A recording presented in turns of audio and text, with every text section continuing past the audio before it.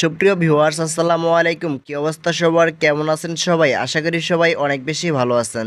তো বন্ধুরা, আপনাদের মাঝে চলে এসেছি একদম নতুন একটি নাটকের আপডেট নিয়ে। তো নাটকটির নামকরণ করা হয়েছে গোবরে পদ্ম ফুল।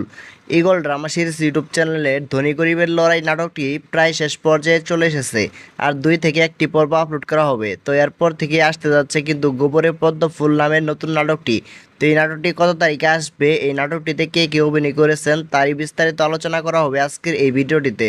তাই আজকের এই ভিডিওটি আপনারা একটু স্কিপ না করে সম্পূর্ণ কন্টিনিউ করবেন।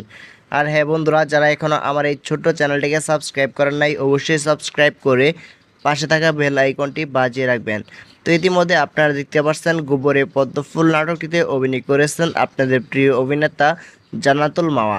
এছাড়াও রয়েছেন ইফতেখার ইফতি, স্পর্শিয়া মিম, আজমাইন খান, এছাড়াও আরও অনেকেই রয়েছেন, মোসাদ্দেক শাহিন সহ। তো সব মিলে নাটকটি কিন্তু অনেক সুন্দর হতে যাচ্ছে।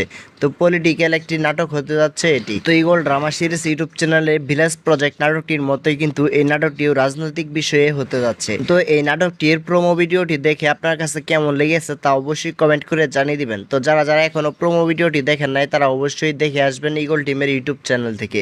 তো বন্ধুরা, এই নাটকটি আপনারা কে কে চান তারা অবশ্যই কমেন্ট করে জানিয়ে দিন। এই নাটকটি কিন্তু আসতে যাচ্ছে ধনী গরিবের লড়াই নাটকটি শেষ হওয়ার পর।